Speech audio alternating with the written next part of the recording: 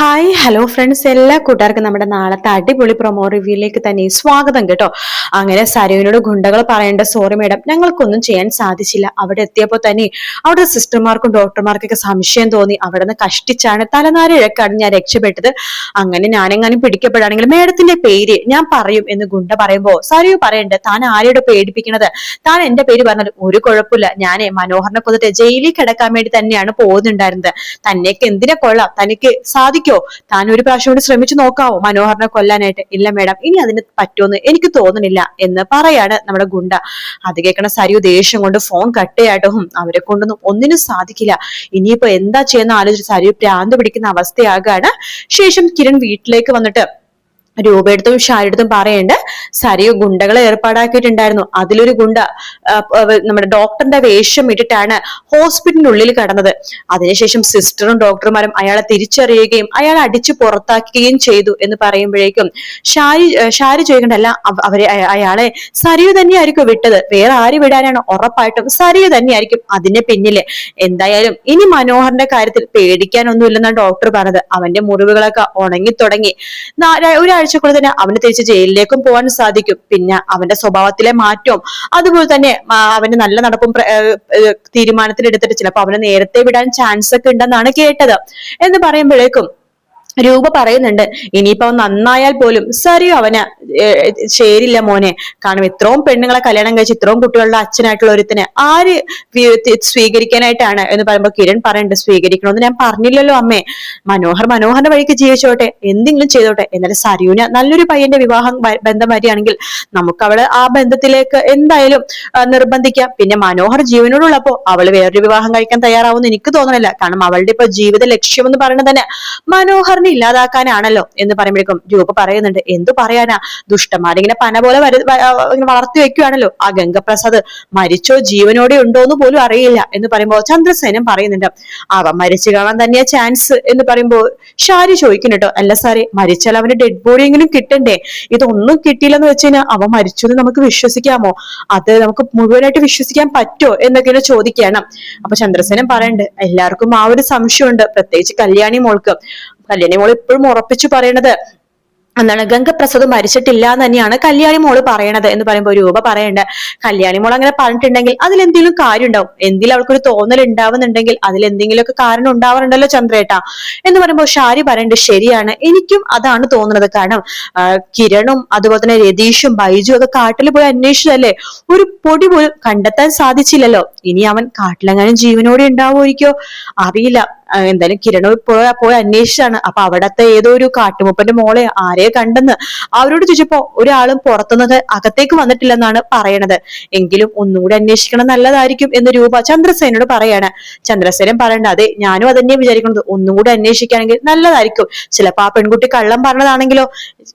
ഗംഗപ്രസാദിന്റെ സ്വഭാവം അറിയാലോ, എവിടെ പോയാലും അവൻ എന്തെങ്കിലും കള്ളം പറഞ്ഞ് അവരെ കാട്ടിലെ മനുഷ്യര് പാവങ്ങളാണല്ലോ, എന്തു പറഞ്ഞാലും വിശ്വസിക്കുന്ന ആൾക്കാരാണ് കാട്ടിലെ മനുഷ്യര്. അത്രയും സാധുക്കളാണെന്നേ. അവരെ മുതലെടുത്ത് വല്ല നുണയും പറഞ്ഞ് ഗംഗപ്രസാദ് അവിടെ ജീവനോട് ഉണ്ടെങ്കിലോ?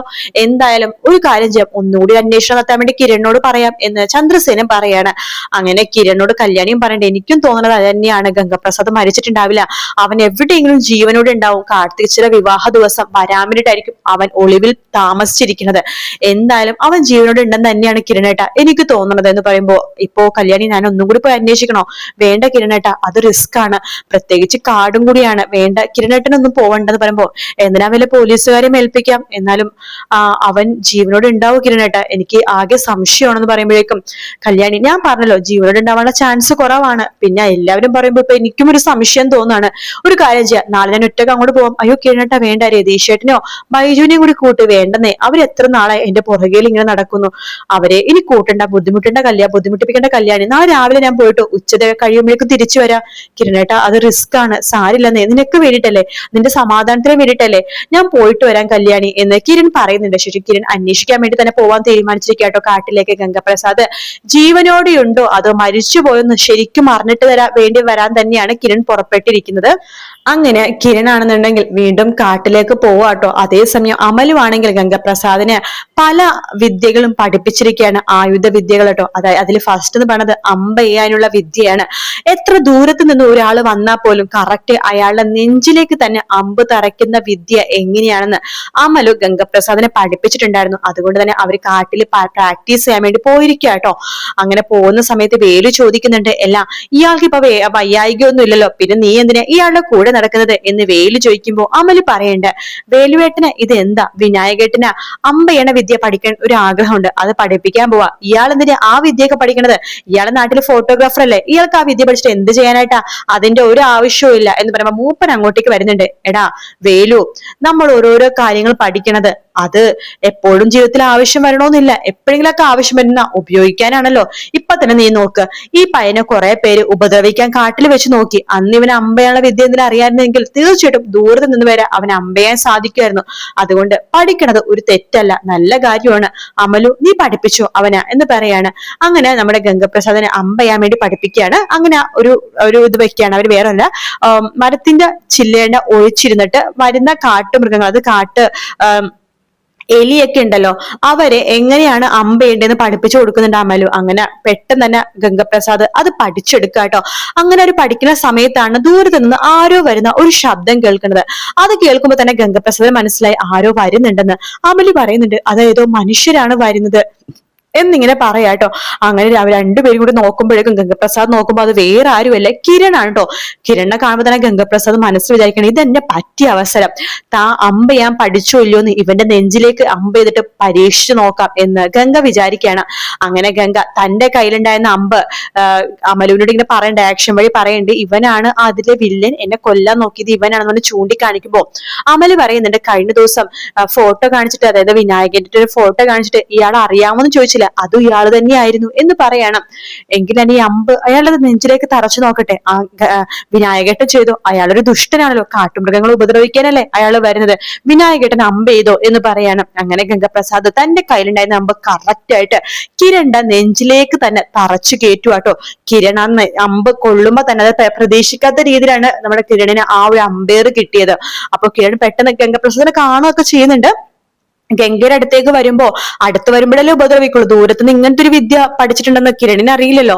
അതുകൊണ്ട് തന്നെ കിരൺ ഗംഗപ്രസാദിന്റെ അടുത്തേക്ക് ഇങ്ങനെ പോകുമ്പോഴേക്കും ആണ് ഗംഗപ്രസാദ് ആ അമ്പ് കിരണിന്റെ നെഞ്ചിലേക്ക് തറച്ചു കയറുന്നത്. കിരൺ അപ്പൊ തന്നെ അമ്പ് കൊണ്ട് ആ സമയം തന്നെ അവിടെ കുഴഞ്ഞു വീണ് കിടക്കുക കേട്ടോ. അപ്പൊ ആ ഒരു ഭാഗമാണ് നമുക്ക് പ്രൊമോയില് കാണിച്ചത്. അത് എത്രമാത്രം സത്യമാണ്, വല്ല സ്വപ്നമാണോ? മിക്കവാറും അത് കല്യാണി കാണുന്ന സ്വപ്നമായിരിക്കും, പക്ഷെ കാണിക്കുമ്പോൾ നമ്മൾ ശരിക്കും ഒറിജിനൽ എപ്പിസോഡ് പോലെയാണ് കാണിക്കുന്നത്. അഥവാ സ്വപ്നമാണെങ്കിലും ഒറിജിനൽ ഭാഗം ആണെന്നുണ്ടെങ്കിൽ പോലും ഇത്രയും കാര്യങ്ങൾ വലിച്ചു നീട്ടി, അതായത് ഇത്രയും ഭാഗങ്ങൾ കാണിച്ചിട്ടായിരിക്കും ആ എപ്പിസോഡിൽ ഉൾപ്പെടുത്തിയിട്ടുണ്ടാവുക. എന്തായാലും നാളത്തെ എപ്പിസോഡ് നമുക്ക് അറിയാം ആ ഒരു ഭാഗം എത്രത്തോളം സ്വപ്നമാണോ അതോ യാഥാർത്ഥ്യമാണോ എന്നുള്ളത്. യാഥാർത്ഥ്യമാണെന്നുണ്ടെങ്കിൽ ഗംഗപ്രസാദിന്റെ കാര്യത്തിൽ ഒരു തീരുമാനം ഉണ്ടാകുന്നുള്ള കാര്യത്തിൽ ഒരു സംശയമില്ല കേട്ടോ. വീഡിയോ ഇഷ്ടപ്പെടുകയാണെങ്കിൽ ലൈക്ക് ചെയ്യാനും സബ്സ്ക്രൈബ് ചെയ്യാനും കമന്റ് ചെയ്യാനും മറക്കല്ലേ. മറ്റൊരു വീഡിയോ ആയിട്ട് കാണാം. Take care, bye bye.